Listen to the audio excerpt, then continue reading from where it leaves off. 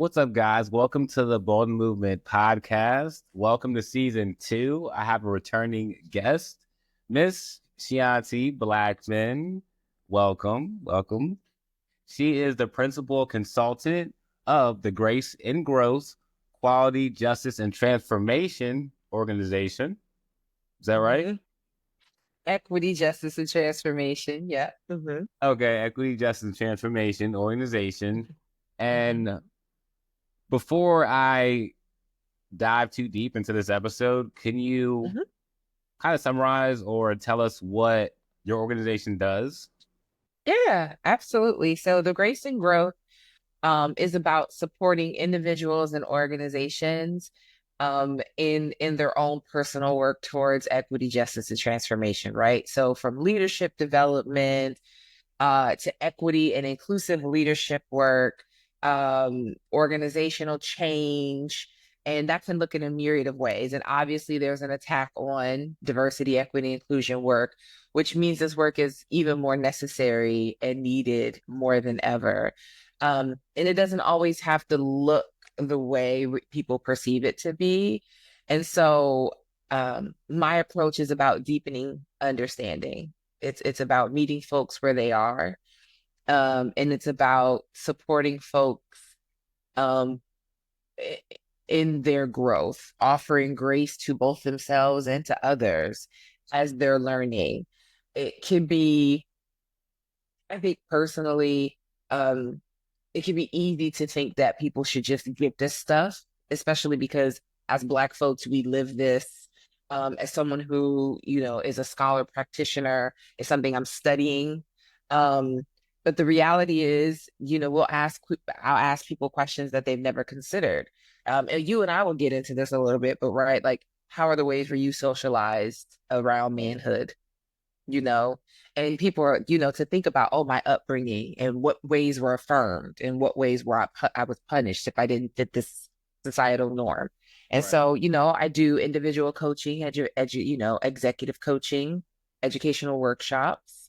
But I really like the development piece. I really enjoy um those aha moments that people have, whether it's in a larger session or if it is, personal coaching. And so the work is about both head and heart. And that's the importance. And I think I want to emphasize the grace in growth because, perfectionism is the highest order of self-abuse. We ask perfection of ourselves and we ask perfection of others. And I named my organization the Grace and Growth because we need to offer ourselves grace as we're growing because it's an ongoing process. Um, and not only grace for ourselves but grace for others. Mm, So I like it mhm. because I didn't know, enough about it. And I like the words, the grace in the growth, because growth can definitely be painful. So it's hard to have grace sometimes because the shifts that you're making and the things that you have to leave behind or take on and that growth sometimes are heavy. So having grace in it, that reminder to have grace in it, I think is Yes. definitely well put. And It's then it's a necessary reminder to your yeah, point, right? Like why is it that we can offer our other folks, especially folks that we care about, we can offer them more grace than we do ourselves? that expectation, maybe, it could be a whole list of reasons why we do that. Mhm. And when it comes to growth, I think a hard thing, well, at least for me, in my experience, a hard thing with growth is there's a lot more time alone and less social time with everybody else because Yes. you need to have your energy protected. I believe my energy should be protected, whether I feel like someone is draining it or doesn't have good intentions. Um, but also doing those new things. I find a lot of friends or acquaintances I used to have, they still do a lot of the old things. I'm always trying to, you know, find new passions and break new ground and open new doors. And not everybody's like that. And it was hard for me to leave people I cared about behind because it was like, well, I don't understand. Why wouldn't you be like that? Like, why wouldn't you want to break new ground? Because the growth, like we were saying at the beginning, it hurts. It's painful. So it's much easier to stay stagnant than actually grow, I think. Mhm. I mean, do you find that to be true in some capacity? Yeah, I mean, look, why do you think why do you think convenience stores, why are there convenience fees, right? The cost, Yeah. there's something I like to say, there's the cost of convenience, there's the cost of comfort, right? So whether it's I've DoorDash, whatever meal, but I'm paying the extra $13 in delivery before the convenience. It's Yeah. the CVS charging, but it's also the losses you're saying, right? Of I'm comfortable Mm-hmm. and I don't want to stretch, I don't want to change. And the cost of that could be loss of funds, right? Maybe I didn't want to finish my degree. I'm comfortable here. And so that convenience cost could be in your economic mobility. It could Mm. be in your own personal just growth, linear. Right. Um that happens. And there's something, oh, I read it and it's gonna burn I'm gonna see if I can recall it.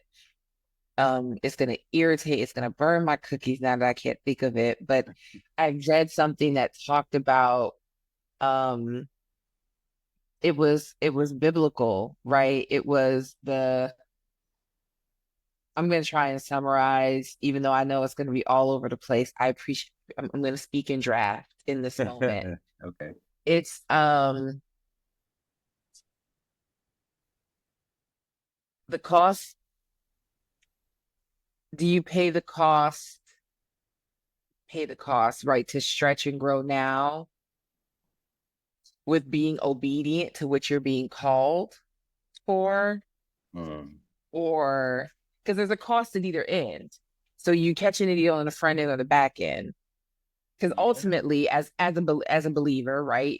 We talk about faith, you and I, even not on the podcast, but there's a cost, right? So either you're obedient to what you're being called to, and the cost is on the front end, right? The discomfort that we're talking about, Mm. or you make these decisions that take you the long way around. Ultimately, God's will is going to happen. Right. But the decisions you make, the cost difference. So the cost on the Mm. upfront of you being obedient may just be the feather being thrown at you, versus when you are not, that's when the bricks come.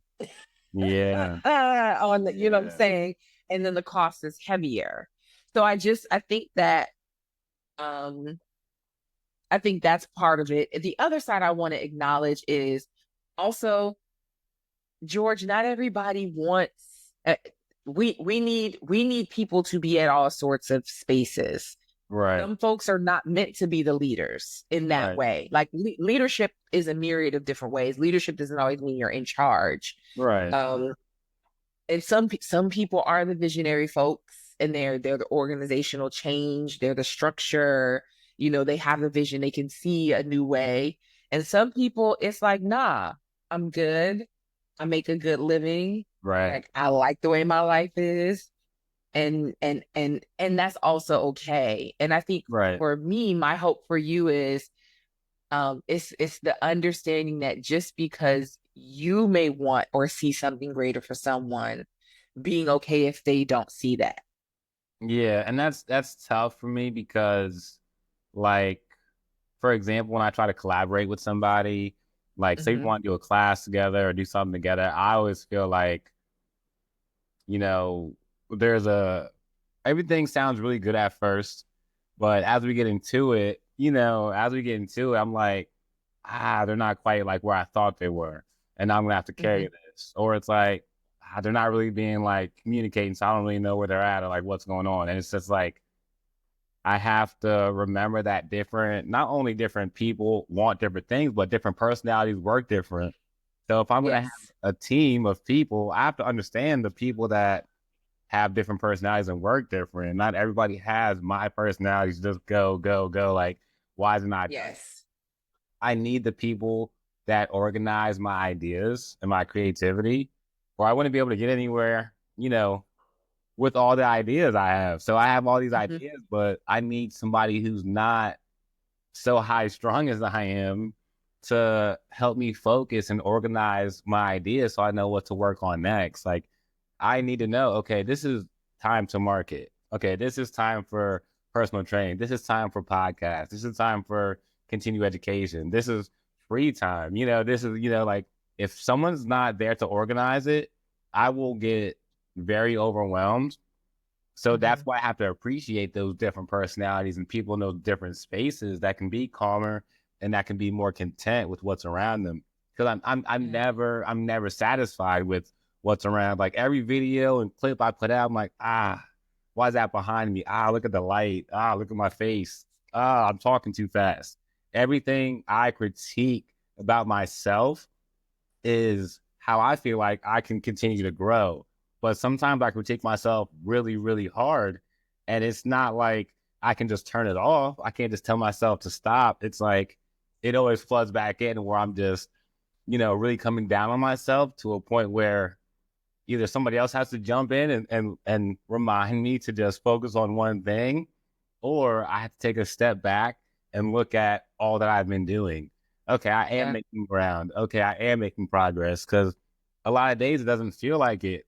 We get no's and people don't show up and schedule changes and you thought it was going to go one way. And it's like, I plan just so it goes decent. I don't think it's going to go as my plan, but I know if I at least plan, it should go pretty okay. There's going to be bumps and stuff, but I that's, want you to focus on progress.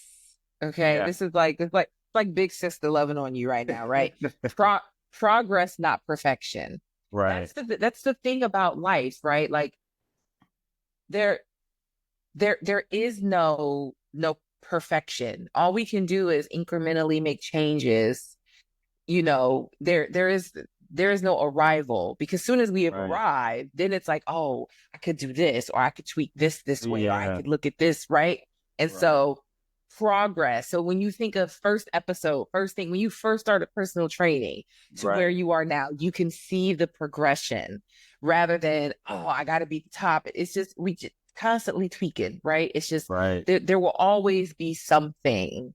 And once that is settled in your soul and you understand that, and that's, I think, what I want for you is to know you're never going to be satisfied, and that's okay. But as long as you can reflect back and see the progression, right, that you can see, oh, I've implemented this change and it yielded this result, or I was able to do this. And that way, you're still scratching that itch of, oh, I got to improve, but you're right. also not allowing it to polarize you in a way where then you just shut down because it's not, this jewel on this pedestal, right? Right. And in that over analysis that comes in, I mean, because I can over analyze something and be up for 3 days until it's done. I'll be up and until it's Mm-hmm. done and I know it's done. I won't sleep. I'll work on it. I'll think about certain conversations that I need to have and Mm-hmm. how they're going to go and what I'm going to do if they escalate or what I'm going to do if Yeah. my point doesn't come across. Like, and I run all these things through my head all the time. So like for me to separate, I'm not sure like what your piece is with it, but for me to separate, I have to put down everything, the computer, the phone, no headphones, and go outside, walk with the Touch dog. some grass. Well, yes, touch some grass. Like it sounds funny, but it actually does feel good to But touch. it's real. And it is real. Yes. Like we are It's supposed to be grounding. outside. It is grounding. So remembering to go out and be grounded, which a lot of that is being lost. Going out and being grounded is a big way I find to relieve stress and Yeah. kind of quiet some of the flooding and the noise that I have coming in from work, from, relationships, from family stuff. And it's like I got to a point where I stopped trying to make everybody, just want to do what I was doing to where Yeah. I want to protect my peace more than anything. So if you're not with it, that's fine. But I'm in this lane and I can't do anything to compromise it. So like whether we're blood or not, blood turns to water every day. whether we're blood or not, if it's something that, is detrimental to my peace or my well-being or could lead me down a wrong path, I got to let it go.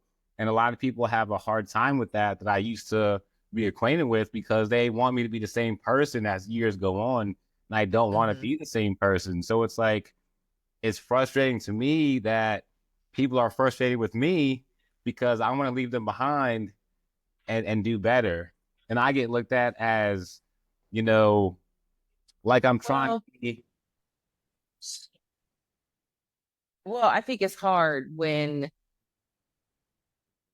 well, one, okay, I'm having several thoughts in this moment.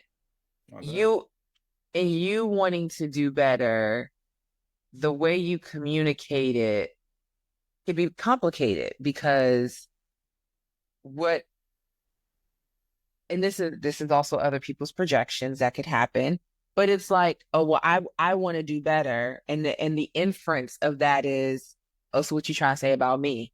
Oh, I'm just out here, I'm a heathen. Do you know what I'm saying? Mm, When it's yeah. right, right, which is their own things to handle.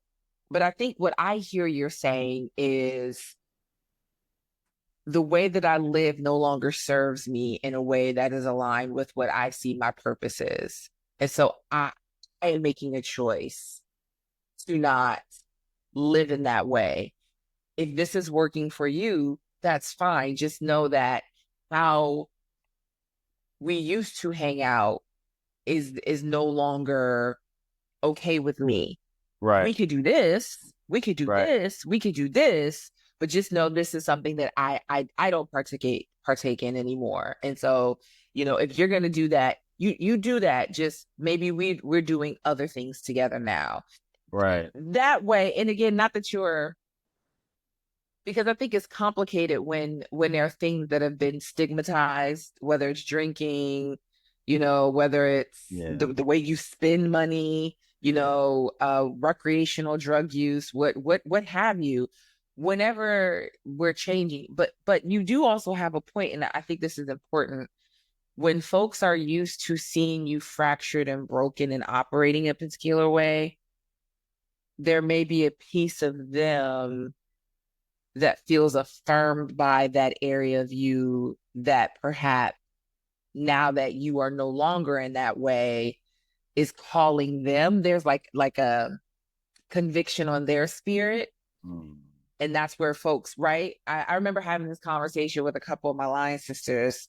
When people see you one way, and whether they're conscious of it or not, if it was maybe they were comparing themselves to you, internal competition.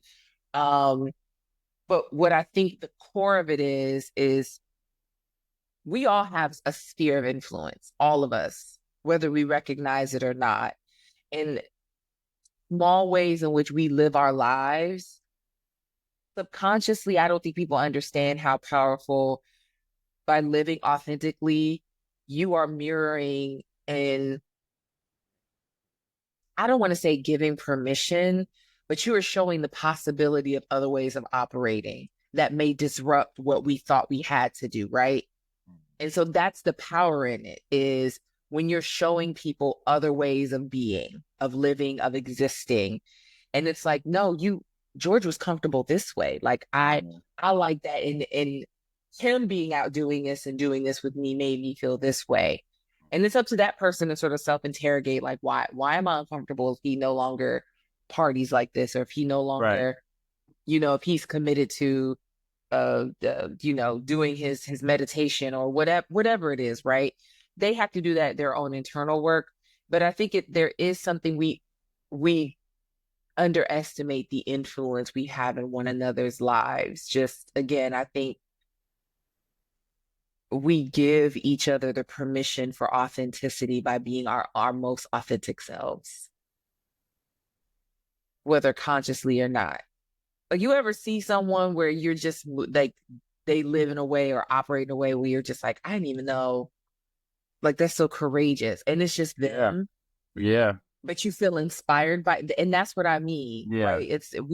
It could be something so small of a hairstyle, a nail color, they've launched a business, something Right. where they're, but it's like, oh, your your authenticity, your radical honesty. Yeah. Um, Thank you for modeling that for me because it's freeing for us to see other ways of being free. Mm.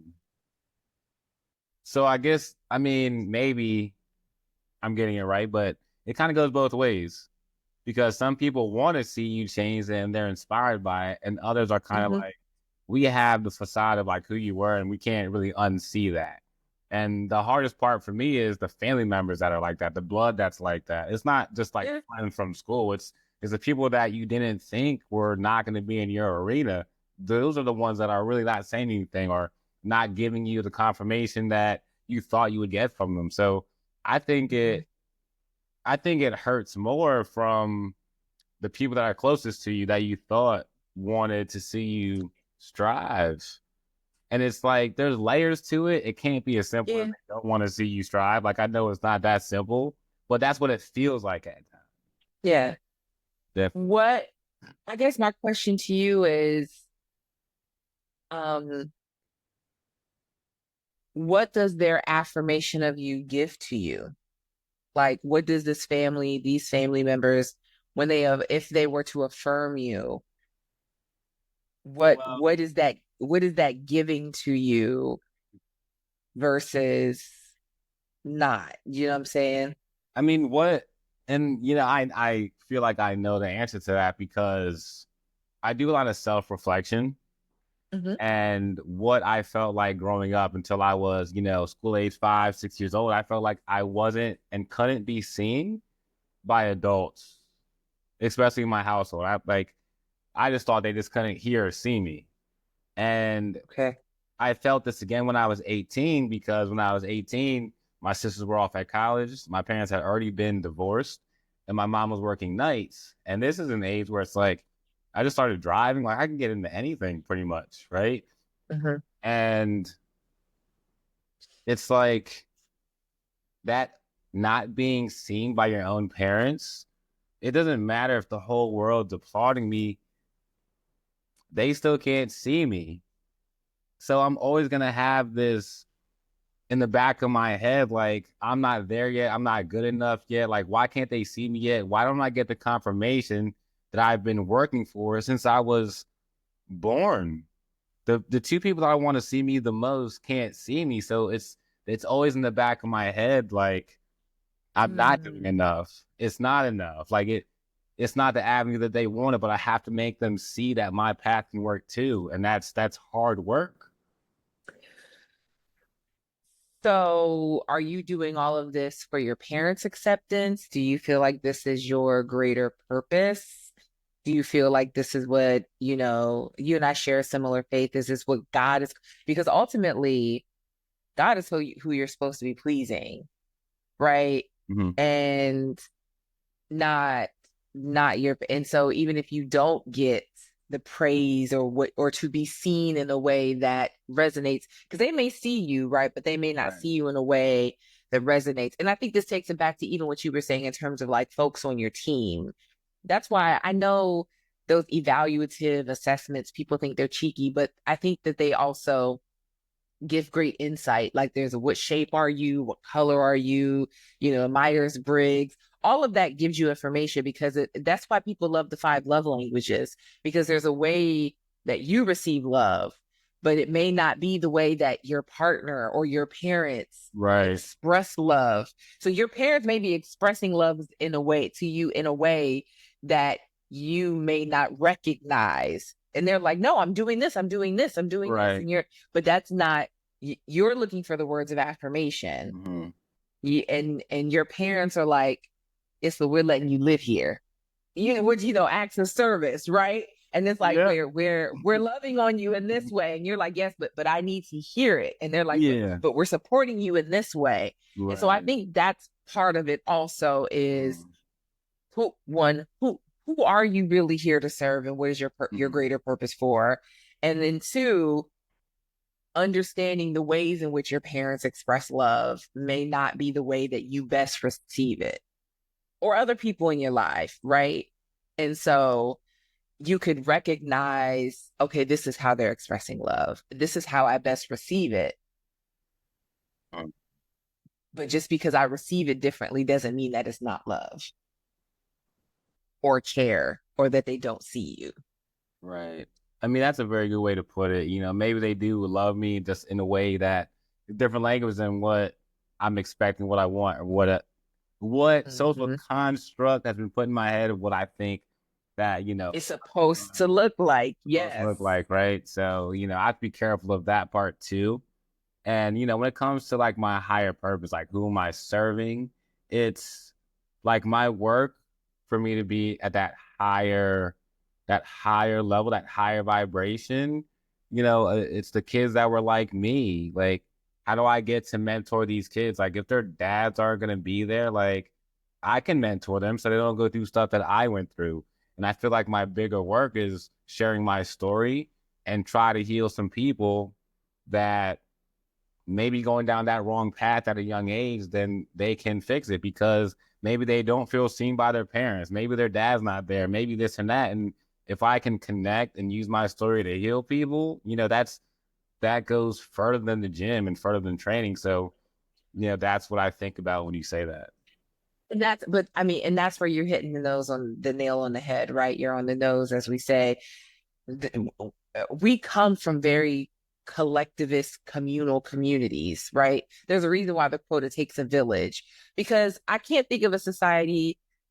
I know people who came from two-parent homes. I feel like the nature of parenting, there's always something that's going to be missing, right? Either I was given too much freedom or my parent was too strict, or like there's just this just the nature of the development of a young adult, right? Like there's Right. always, but this is why you need a village around, because I could be saying the same thing. I think of my nieces and nephews.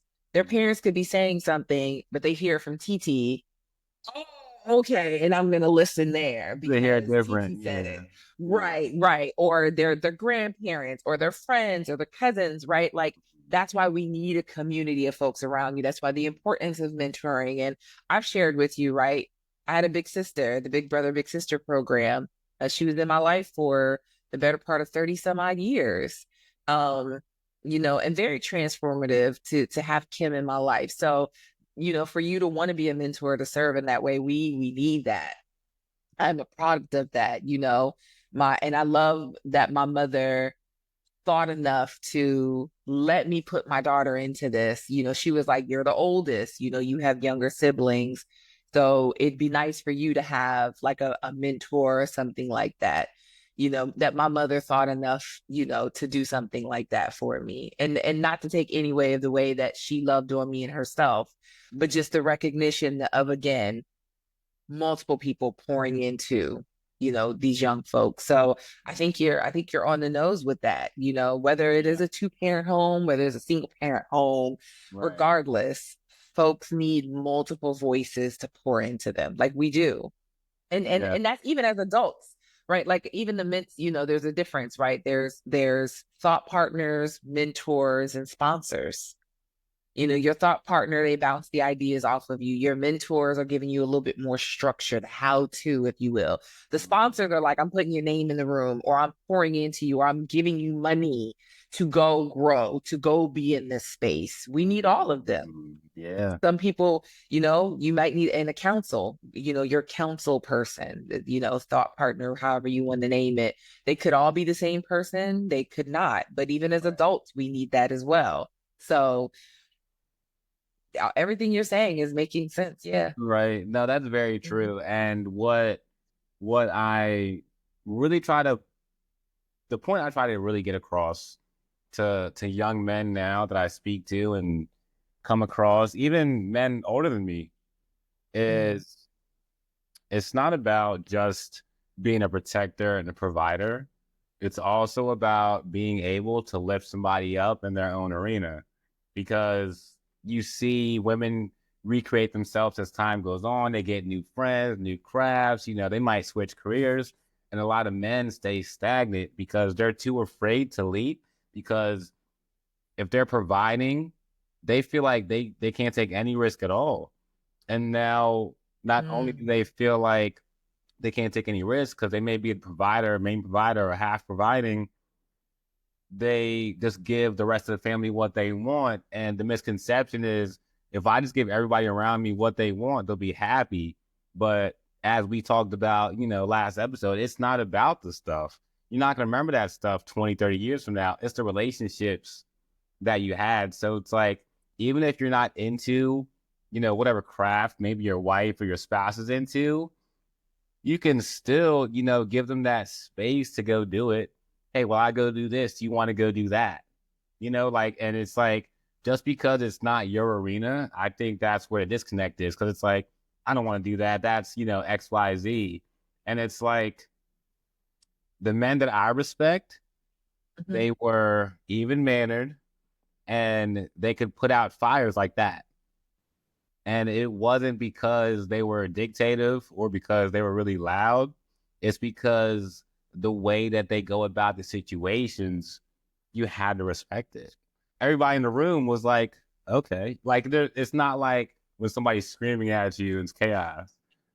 I'm hearing emotional intelligence. I'm trying.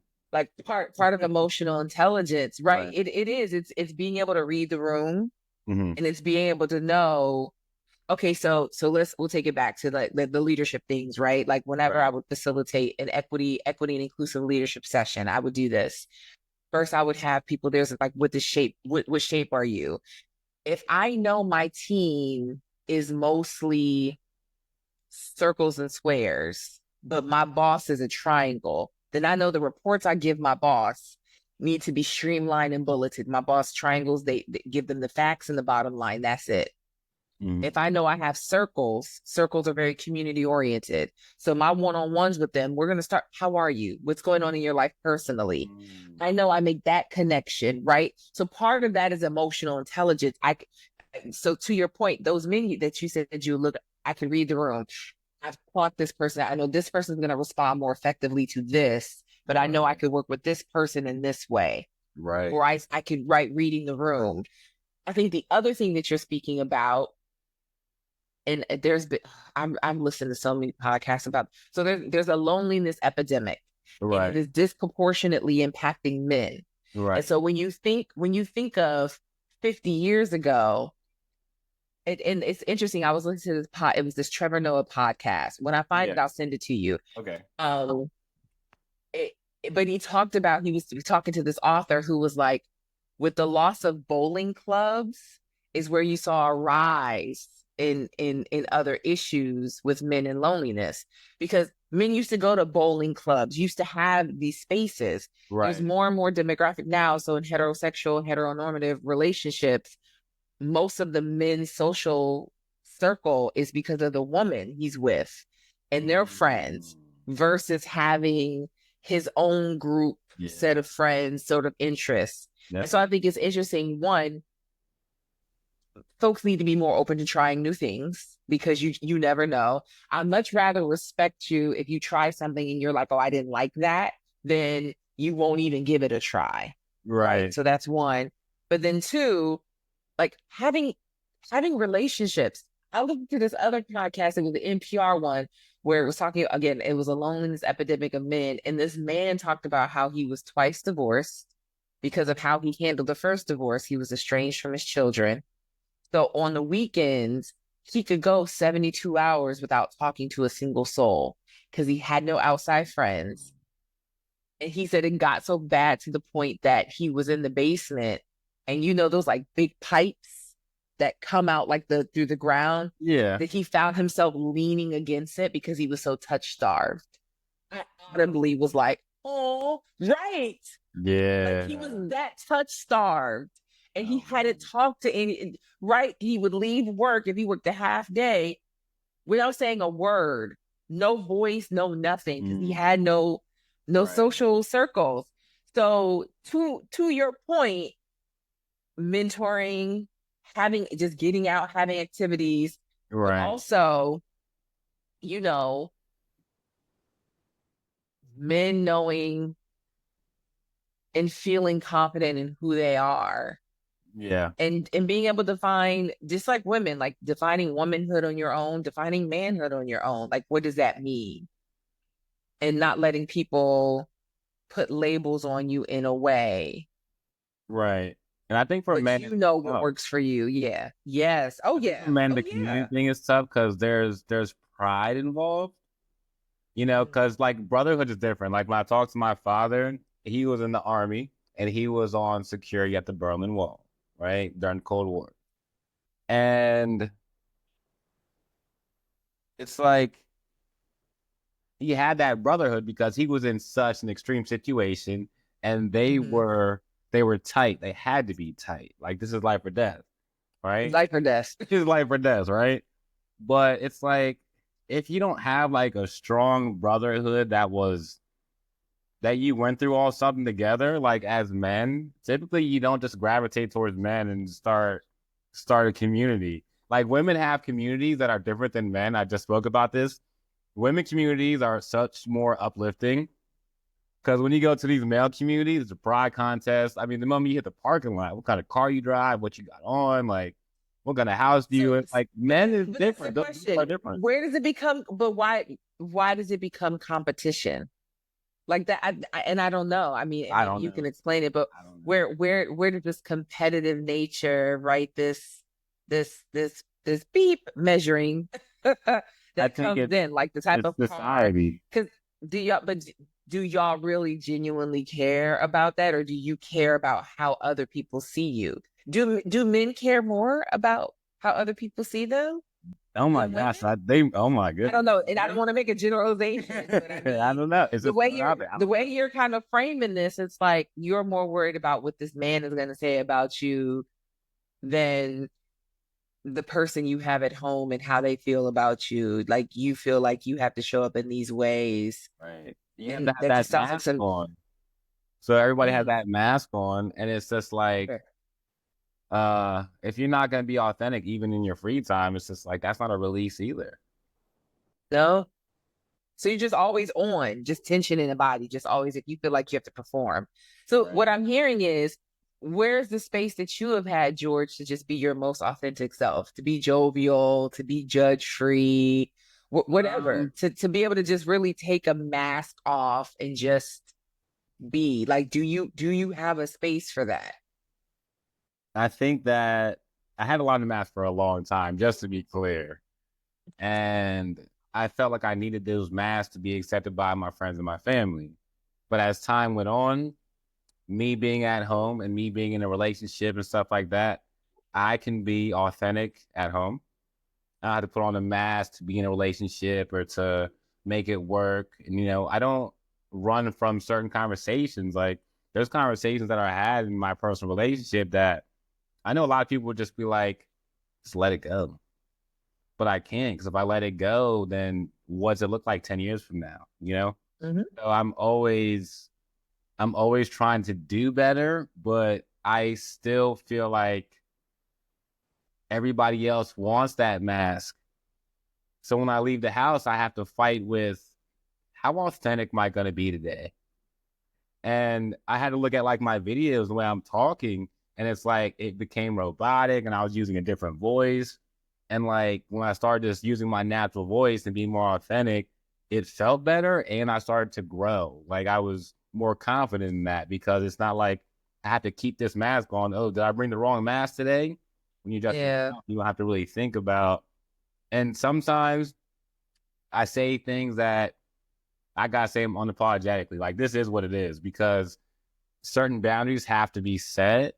And if they're Mhm. not, what the sacrifice is usually your peace. It's usually somebody else's weight, somebody else's anxiety, somebody else's fears. So those boundaries that I set, sometimes they come off unapologetic, but it's like I can't I can't pretend like it's not hard enough to find Mhm. authentic people because it is. It's hard. It's hard to find authentic people. So it's like maybe if I'm authentic as I can be, I'll attract the right authentic people, but Your authenticity gives other people to be their most authentic self. Yeah. I mean, And that's that, why do you think people struggle with why do you think so many people struggle with the pandemic? Because some of it, one was the recognition that, oh, I was walking around on all the time and now I don't have to do that because I'm in my own space or I'm working remotely, whatever. Like that was yeah. definitely revelatory for me. Like I was like, oh, I didn't realize, you're so you again, you do something your whole life, or Mm, you've code switched your whole life. You've done all these ways to contort to get into this box. And then when you don't have to anymore, it's you've smelled cleaner air. You're like, yeah. I can't go back to existing in that way. So I think the Right. pandemic, like being shut, not only the pandemic, because we're still existing in that, right? But like the shutdown, the physical shutdown that we went through, the experience of that, people were able to step into that. But then it's been contending with in this self acceptance of, oh, this is who I am. And do I like it or don't I? Mm, Well, then what do I need to do to change? And I think that's the rub, is people have not gotten to a place more often than not that they like their authentic self enough to be and stand in that light rather than who people think you're supposed to be. Well, I got more positive results when I acted this way versus this is my right. true, most authentic self. But And I is it, think that's hard. but is it that you're not comfortable with your authentic self, or is it you're afraid your authentic self won't be accepted by other people? I think it's both. I think I think it's both, right? I think our most authentic self is can be scary when you live in it fully, right? Like when you're fully in it, it's, oh, okay, this is me and it feels good. But then when you've been ostracized, challenged, Mm, punished, right, for that, then it's like, do I want to go back to that? Is it going to cost me more to be my authentic self versus not? What may be a cost or what we perceive in the beginning, it could be short term versus the long term angst, the actual physical impact of not being your authentic self. That stress, there's a book, it's called The Body Keeps the Score and does, right? So you think of just how much stress, like you do physical training, you do training. So how much we keep up here, right? Our right. shoulders, tension in our face and our jaw. It's going somewhere. Mm, It's costing us it is costly. rather than right. And so, I have a Phases of the Moon tattoo, and I love it because I'm gonna see if I can find the quote. It says, "But how can you love a person who is not whole?" And it says, "Because you, like the moon, are not only beautiful when full in all of your phases and fractions and ivory white pieces. I love you." Right. And I just thought that was so powerful. How That is can you love a person who is not whole? Right. But we're like the moon. We're not only beautiful when we're full, right. we're beautiful in all of our phases and fractions and all of our pieces. That is And that's the self love we have to get to. That's the place of, yes, the shiny things were affirmed, but also the not so great parts of us. So right. listen, I had a coaching session yesterday. I worked with an executive coach, and there's a self-saboteur assessment. I will send it to you. One of the things that came up, right? I could be a little judgmental and Mm, self-righteous. It's a part of me that I do not like. It's something that it's an area I'd like to work on, but it's something I have to accept about myself. I know where it comes from. I 100% know where it comes from, what I've seen, right? But it's something about me that I'm like, okay, that part of me can come across, and it has caused harm, and I don't want to cause harm in that way, right? But does that mean I'm not whole or full of love or worthy of love because of this? Absolutely not. But it takes that face, like that right. face to face, and that's the avoidance that happens. We will avoid, we will do anything to avoid seeing all of our fractions and our Right. shadows right? And our fractured pieces. We will do any and everything to avoid that because we want to be affirmed in our shininess and our light and our wholeness, not any areas. But it's the shadows and the fractured areas that need the love. They need the grace and growth. Yes, well Mm-hmm. put. Like, hey, you wrap that Mm-hmm. one up. Yeah. So when it comes to okay, so say you get to a point where you have that self-love, Mm-hmm. right? And you have a healthy, amount of self-love. What is next? Is next finding that higher purpose? Or do you feel like being in the space of self-love is really good enough? I think it's the both and, right? Hmm. I think it can be, I think it's, yeah, I think it's the both and. I think that self-love, again, our stories are not solely our own. You never know this in sharing your journey and how you got to that place, how transformational that could be for other people. Just sharing a little snippet. You never know what other people are holding on to, right? So I think some of that. And then I think the other piece of that is to your point of um being able to find and walk in your purpose. That because you need that self because walking your purpose is not easy at Right. all. You Yeah, know this. I So you know. need that sense of self to sustain yourself because that purpose may not be what society deems, Right. as authentic or necessary or through work, vocation, whatever. Like you have a world that is judging you on what we think it quote unquote should be Right. versus your purpose may be this and that's okay. And it's that self-acceptance that's going to sustain you through your path that may not look like what people expect it to be. Mm. So what do And you do? and let me add this on, and that it could be many purposes because in this phase of your life it may be this, and Right. this is building on the next phase of your life which may have you pivot in another way. Right. Yeah. Okay.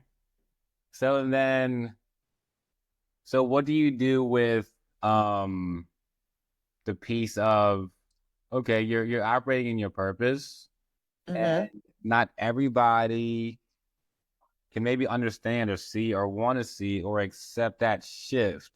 Do you feel it's necessary to explain your shift to people, or do you feel like if you pivot and just move and work in your passion and have that self love, let that speak for itself? Do you feel like it's better to explain or let it speak? No, I think I wish for people a community and a love where you don't have to explain yourself or explain your why. I, because I am not in the business of convincing other people to see all of me anymore. Mhm. I'm just not. And that's where that sense of self and knowing is so important. When people are committed to misunderstanding and misinterpreting you, you're spinning your wheels at that point. Mm. So if you ask, I'll share, but I'm Mhm. not about converting you. That's it. Like this is what it is. And that And makes sense. if right, like and that's what it is. I'm not here to explain, to justify, because I know to whom I answer, Right. and it's not to you. Right. Right. So if you are convinced and misinterpreting, then that's fine. The beauty of this is you get to choose how you show up in my life. And I get to choose the degree of which access you have to me. Right. Okay. Yeah. Relationships are all about choice. So Right. why am I going to try and force something? That makes sense. Yeah. Let them Hmm. choose how they show. Okay. That's all I can do is give you the information. Yeah. You choose what you're going to do with that. So if you don't like how I'm moving, okay, Yeah. You gotta keep I, pushing. I'm not going to be hurt. I'm not okay, and that's fine. we'll talk again. If Yeah. not, my doors, the invitation stands. Yeah. You whatever you do with that, you do it. And that can come, to your point, there could be people where it's like, dang, I never thought. And it's But are you and sure? you but you And you want to hit them up? Like, are you sure you don't want to support this? Like, it's like we were so close, and you don't even want to believe it sometimes. and that's the hard part, as I say, people going people, and maybe they will come around. And I think that's the grief that comes with change and shifting, because it's grief is more than just a physical loss, right? But we grieve the loss of how we once were, the evolution of relationships, ways that we have to show up. Sometimes there's resentment, like, dang, I gotta be different. I gotta transform. Right. So yeah. And I guess to piggyback off that even more, um, I guess interestingly enough, or I don't know what to even call it, but I can tell people that reach out to me that it's not a real reach out. It's kind of more like a check in. And it's like, I don't know if the way I grew up, I'm skeptical too much Mhm. of people. But when some people, send me a message or send me something and it may be good, I'm like, I feel like you're checking in on me. I feel like you want to know what I'm doing. And it's like, I can't always accept the applause and the congratulations, because it's like it's not in the capacity that I want it, which I know isn't fair. But it's like there are people that are inspired that applaud it, but it's just like I'm not accepting it, and I have a hard time accepting it, because it's like not only am I skeptical of a lot of things because of what I went through just throughout my life, it's also like I've never talked to this person before, or I was never close to this person. So it's hard for me to gauge how they're coming across. So I'm more likely to push away the praise and the self-sabotage than for me to actually, take it all in, because for me to trust somebody and be vulnerable again, like I was before in my younger days, I mean, that was detrimental in a lot of areas of my life. I mean, relationship wise, financial wise, time wise, friend wise, social wise, like me being too vulnerable those were some hard years. So it's like me even accepting, praise from somebody, especially from another man that's not my dad, to me, it feels weird. It feels uncomfortable. It's like, well, you're texting me this or sending me this message that. And, how come people closer to me aren't? And it's just like, I have to find out, I have to let go of all the skepticism and all the heavy. Distrust. Yep, because it comes from my father. Like it's like if I don't forgive my dad, I'm not going to be able to accept another man's praise. Doesn't matter how good I'm doing, but it's because I want him to say it out of his mouth, and because he won't, when somebody else says it, it falls on deaf ears. But I have to be aware of that and know that I can't hold on to that forever, because Are, it's eh, hurt. are you are you are you merely living your life for your father's acceptance? Is that what I'm hearing? That everything you do now, or how had you been operating, has been to receive his acceptance, his affirmation of you, his love?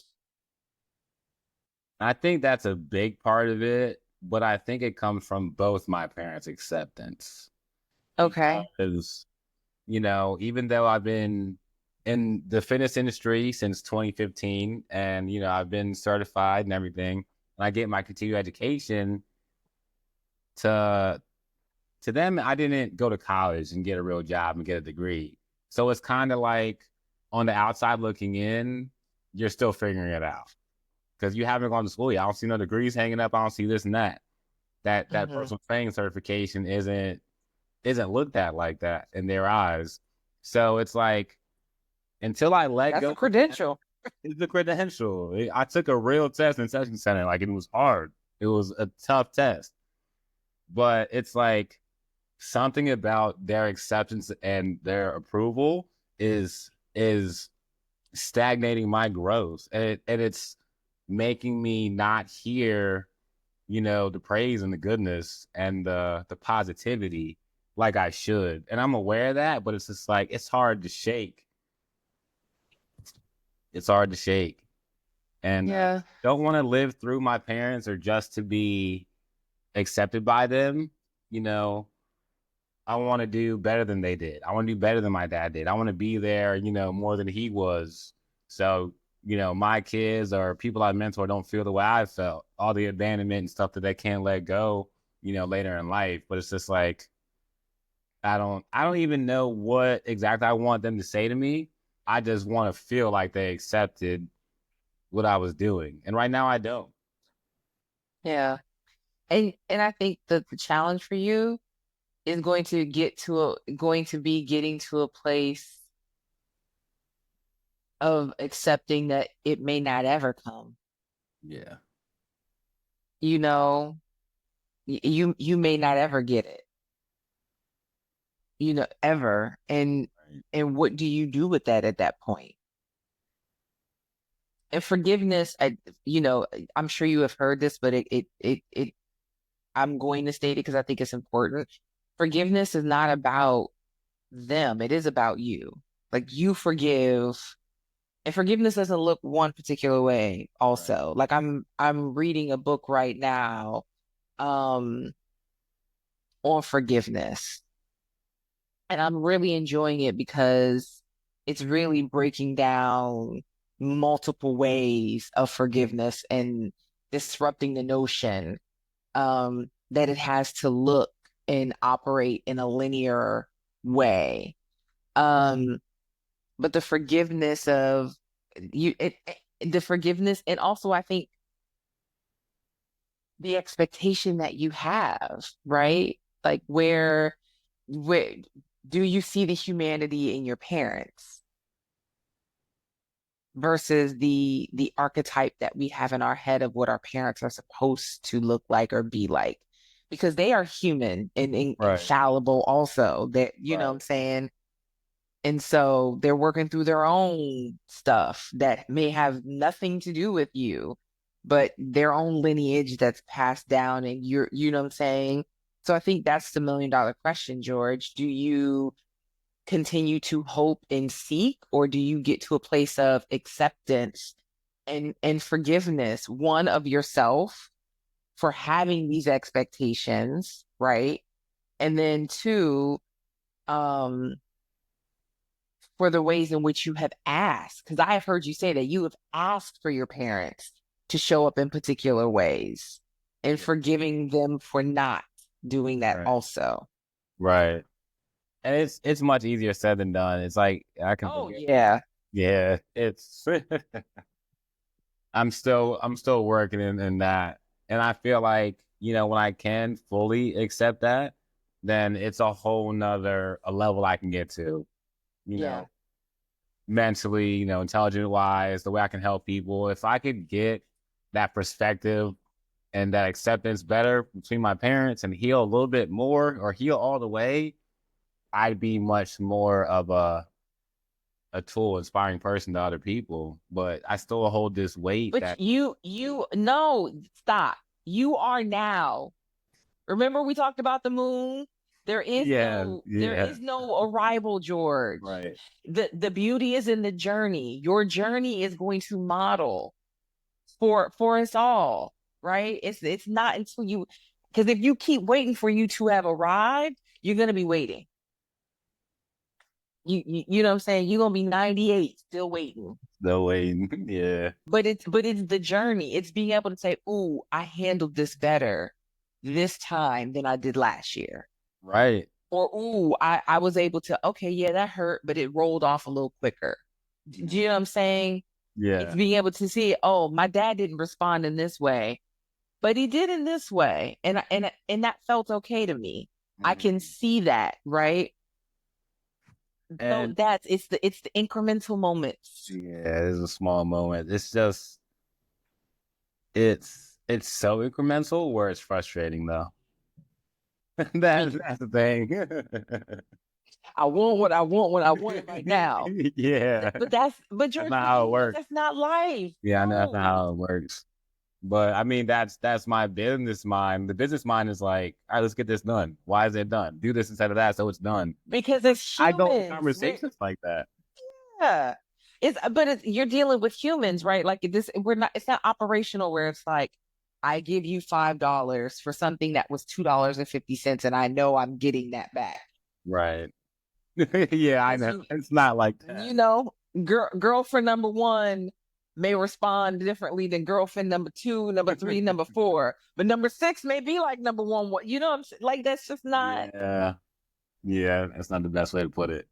But I have to remember to take a step back and see, the progress, like you're saying, and admire the journey. I mean, I go cool places on this journey, so I have to remember to be present and enjoy life at the end of the day. Yes. Yeah. It's in the moment. And again, to your point, easier said than done. But that's why, again, progress, not perfection.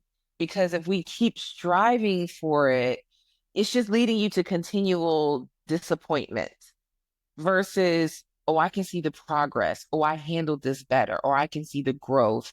I was able to offer myself grace in this moment. I was able to offer this person grace in this moment, and I feel better about it versus I'm not getting what I want. Now yeah, this is Yeah. not because all of that stress, all of that in that body. Now the illnesses show up. Now the stress, the Yeah. tension. You exactly. And it stays with you. And when you get flustered by people and let them change your energy, it may stay with you for half the day. And like, That energy exchange is real. You ever have a good day and then you talk to somebody and they whole mood just shifts you? yeah. That energy transference. Yeah, it is. Then you got to figure because it doesn't disappear, it transfers. Mm. That's how you know you've been around people you may love and care about, but they're like soul suckers. Like you got to be prepared because you're like, all right, I'm about Yeah. to go. I already know how this interaction is Yeah. about to be. Gonna get right to it. As soon as I see it, here we go. Yeah. And it's Yep. like, what that comes out, what I was told, what that comes out when you're holding all that heaviness and you can't outwardly express it. When you leave that environment, you're getting in road rage on the way home. You're cussing out the driver with your food, but all that is the stress from the other stuff. Yep. That's Yep. when people go off on people in public and this and that. And like, It's I used to be cumulative, like, right? yeah, I used to be like, why are they being like that? But when I gained more perspective, it's like I feel bad, like they're going through something. Like if someone were to yell at me, like in the car or something like that, I'm like, damn, like they're going through it. So I I'm call it not like a gonna hot button. Like retaliate. it's a hot button because again, right, the emotional response is greater than the stimulus, right? So like Mm, you go and you accidentally bump somebody with the grocery store cart and they just, what are you doing? yeah. Blah. And you're like, I'm like, oh, this ain't about me. so this ain't about me. Yeah, Exactly. So all of this is not about me. right. Because there's no way that There's no that is way that. eliciting that Yeah. response. Right. Now, again, easier said than done. Because there are some interactions where you ever see that Scooby Doo meme where they're looking around and they're like, I want to know who you think you're talking to. Those moments happen also. I mean, it's There real. are Like you're moments like, like that. who There the are fuck are you? moments. Yeah. You got me. Uh, Yeah.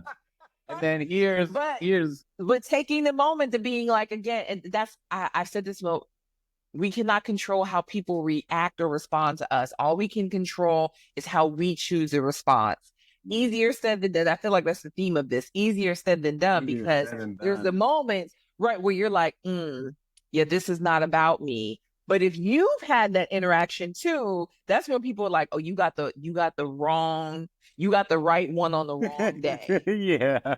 That's the quote, right? because it's like I got some stuff I can bring from the last week into this too. Yeah. And then this is when we have the madness and the shows and the things like that. And so and that's where crimes of passion come, right? That's where Yep. one wrong interaction is a lifelong detrimental Right. situation that has happened because all of that. So again, this is why the progress, not perfection, because there are going to be some days where you're going to be able to be like, oh yeah, that interaction was not about me. And then there are going to be some days where you just got off the phone with somebody and you're going to match energy. Yeah. And prayerfully, it doesn't yield a negative response that's life altering. Right. And people bring a lot of different energies in your life. And I feel like, well, I could use a little bit of guidance on this situation specifically because I don't know if it's going to happen again, but it could. Right. So to get you up to speed to what happened, me and my girlfriend were eating, and she's white, and I'm black, obviously. And I'm in Vegas, I'm in Nevada. And I'm getting ready to catch a plane. So I'm in the airport and we're early. So we decide to eat breakfast.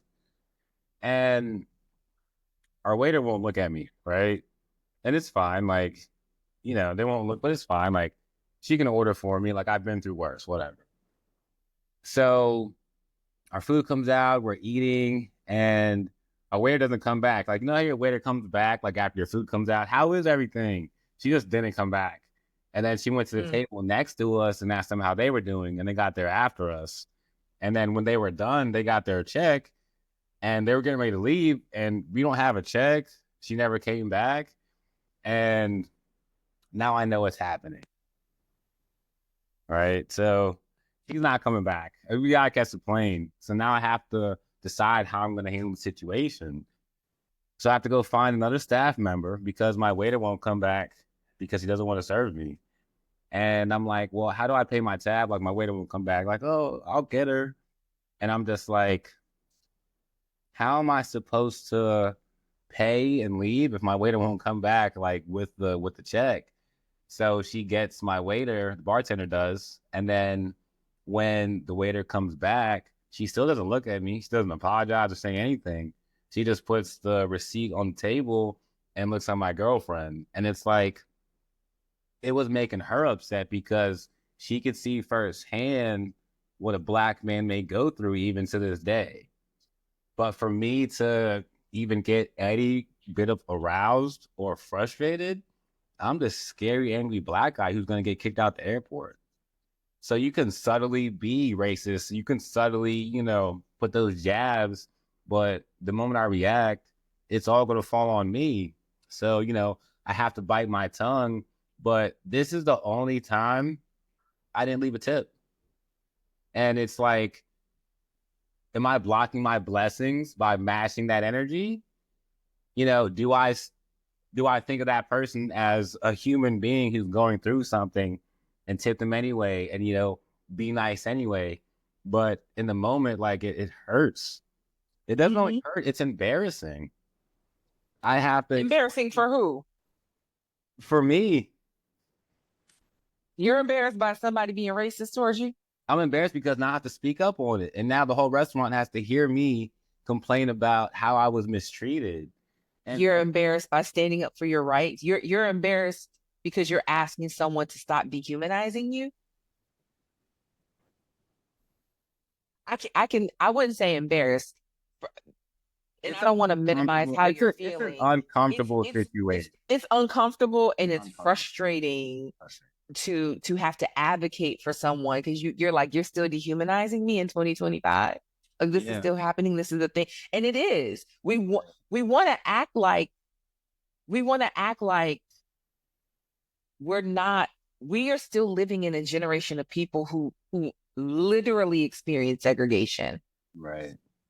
We have this illusion that we're so far. We are not that far removed. And we see the legislation that is happening that's trying to take us back to times where people could just dehumanize us based upon your identity, whether it's gender, whether it's sexuality, whether it's race or ethnicity, right? Your ability. So I sense the frustration of like you're in righteous anger of I Right. have you're doing this, but again, you have the choice in how you want to show up and advocate for yourself. Now, culturally, tipping is something we do. You did not get great service, but have you ever seen the film Dear White People? Have I seen it? I heard of it. No, I don't think I've seen It's it. you should watch it. Is it out? Okay. You should watch it. There's this whole section she has on tipping that's very, it's, I don't want to ruin it, but for those of you listening, you should watch it and take note of that because that's when we talk about racism, that's the conundrum that you just outlined. It's okay, you don't deserve great tipping, but it clearly what you're doing, your behavior, it is about because you ruled out, okay, it's not about a bad day, it's about me. Whatever it is about me as a black man is eliciting this response. So why would I Right. tip that? Right. But then the other side of the brain is like, is this is this your prejudice? And now if I don't tip, it's confirmation bias. Now you're like, of course black people don't tip, right? People don't think about Yeah, the other the side of mental it. gymnastics that we Yeah. have to do of now am I is this becoming a self-fulfilling prophecy because you came in thinking I was going to be this way and now I'm not Mhm. tipping you, right? It's Oh, the with chicken versus the egg, right? The cause and the effect. Um but also you are human. You are a man. You are a black man living in this country and you have the choice. Do I want to be seen and heard? Do I want to bring to light? Do I care to? Because clearly she knew what she was doing yeah. in her behavior. So the choice is yours ultimately in how you do you want to react or do you want to respond or do nothing or your response is okay, I'm not going to tip. Why would I tip you? You were not a good server at all. Right. You know, you tip because of above service, right? Like you went above and beyond. Right. You don't just get a tip for GP. I mean, and it's not even just the service. It's just because it felt so personal. Because I was at dinner, 2 weeks ago, and the waiter's training somebody, and these two girls all over the place. They're trying to figure out the menu, this and that. I care less. Like I'm still gonna give them a big tip because she's working and she's trying to learn. And if most servers need those tips, so Right. But like, that's fundamentally different than you were literally discriminating. You were that's what I'm treating me saying. Like different that was based the difference upon my between that. identity. Yes. And it's just like that's a tough battle because it's just like I felt like I dealt with it accordingly. Because I mean, even if for me with tipping, my baseline tip is 18%. As someone, I fundamentally believe everybody should serve, be a server in their life. It was life altering for me. Oh yeah. Just serving, just working as a server, right? So on GP, if you are just baseline basic, just you didn't go above and beyond, you came, you were pleasant, you did Yeah. the things on GP, I'm tipping you 18%. That's just my baseline, just as someone who served, right? That kind of service that you described was not service. I'm not leaving you anything. Right. Not. But when you do the stellar, when you are above and beyond, you taking care, you Yeah. coming, you're. Oh, I see. I'm clocking. I'm bringing the iced tea around because I already Yeah. know. You know what I'm saying? Your limes, I like my water with Yeah. limes. You've The already got line. you replenished my limes. You know what I'm saying? Then Yeah. yeah, okay, 22, 25, I got you. You know what Yeah. I'm No saying? problem. Yeah. Because you're going above and beyond. You know what I'm saying? But what you described does not why would I tip bad behavior? Why would I tip Yeah. discriminatory behavior? This is so blatant. It's like, It man, I can't is, believe like at this day and age. but going and so into this point, you don't want to interact with me. This is me. Oh, you don't want to may I speak with the manager? So I'm gonna go to the manager. So I want to share with you what I observed and what my experience was. My girlfriend and I are sitting here. We noticed we this and this. All you do is laying out the facts. This person didn't look at me. This person didn't acknowledge me. Their only interactions was with her. So given that information, I'm going to deduce the following. This is the conclusion that I've come to. I think it's important because you you are in a service industry to be of service. And if this person has a problem with Black men, I think as their supervisor, you should be aware of that. Period. Dot. The end. I'm not raising a fuss. I'm not going off. I'm not. Right. But I am going to lay out for you. This is the opportunity for growth for this person, and that's it. And it's up to the supervisor to do that. I'm also good for a Google review. Yeah, I thought about Yeah, getting now, a review. yeah, and again, you're in the airport contextually, like it's different. It is not like you're at a restaurant standalone somewhere, so it's a little different. Yeah. But if you want to handle it right, that is an option. If you want it to pop off, you're also righteous in that. Yeah, it's like, People who harm us do not get to choose how we respond. yeah, You do not get to choose or decide. You don't get to police that. it's true. So, I mean, that's a better way to handle it. If I do, God forbid, I come across somebody like that again and I'm out, I will, let me try to pull up a higher up because it was like just it that was like obvious. I'm just gonna let you know. that day. It was like she won. She won that day. I ended up not But it's even not about. didn't get me But frustrated. It's like the evilness, just the cynicism of it. It felt like it overtook. She felt like she overwhelmed me with that, and she won with that. Not because of the way I acted. It's just like just the darkness of what the energy she was bringing. It felt like the darkness won. Like, and I left frustrated. I left no tip. I didn't bring up the manager. It's like, you got me. progress, not perfection.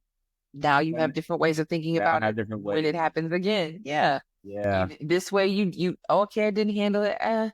Maybe I would do something different now. Next time, I may take this way. Next time, I may still cuss her out. You Yeah. got options. And And it depends on what's going on. Like you could have had something that happened, right? Again, that's cumulative, and then that's the straw. And you're just like, you know what? Not quite sure what your malfunction is. Clearly, you have an issue with how I look and my race and ethnicity. And we should probably have a conversation about that. yeah. Mm. Yeah, those are tough ones. And They are. I don't know if it'll ever be, perfect, but I guess I know the There way is that no we go perfect about it. way, right? There's no right way. And I think this is in a perfect world. What is the goal? Like, what is the goal of telling a person that they've harmed you? So I would say this at my previous institution all the time. When someone calls you in, calls you out, however you want to frame it, it's an invitation to relationship. If I don't care to have a relationship with you, then why am I going to tell you this? Right? That's for me with something like that. That's why I'm going to the supervisor. I don't want a relationship with you. I am going to tell your supervisor though, because clearly some training needs to happen or clearly this is not their ministry. Why are you in service when you can discriminate against people, right? Hey, yeah. When you can dehumanize folks. So that's for me. I'm not. But to call someone in is an invitation. So if it's someone you have a relationship with, or if you see potential, then I may call you. Hey, so I'm noticing this and I'm noticing this, right? It's an invitation to relationship. If I want to have a relationship with that person, yeah, maybe I'm gonna name it. If I don't care, then I'm gonna go to the supervisor. I'm gonna escalate it. I wasn't ready for it because I can't think of a time where I was in a situation like that. Like, not in my life. Not really. Where it was so overt. Yeah, I was so unexpected. It's like, is this really happening? Like, had this happening? Yeah. Like, You've been you have definitely experienced microaggressions in your life. I definitely know that. There's no way as a Black, especially where you they live, just look different. They look different. they do. There's different manifestations, but what you're saying, right, is it's definitely right potential. First, there's the mitigation of well, hold on, not mitigation. What's the word I'm trying to say?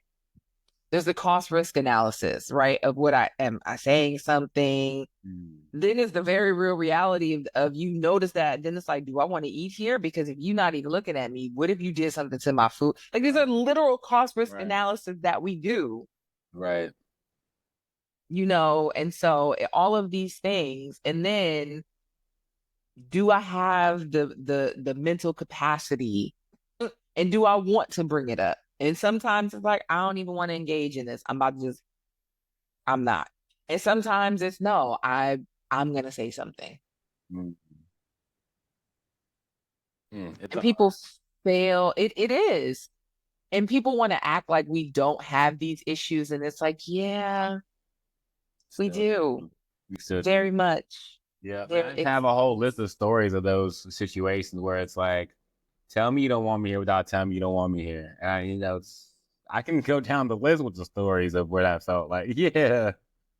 So, I brought that up being that it is Black History Month. I wanted to bring up that because you're right. People think it doesn't happen anymore. And it happens all the time, every day in different capacities. And well, and people with this new administration, not only this returning administration, but also then the pardoning of people who literally attack the Capitol. So mm-hmm. folks are going to feel more emboldened in their racism, in their sex, in Right. their hate.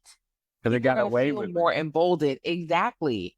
So we have to be more on guard, and that cost risk analysis is even more sharp, right? Because it's do I want to choose to engage in this way?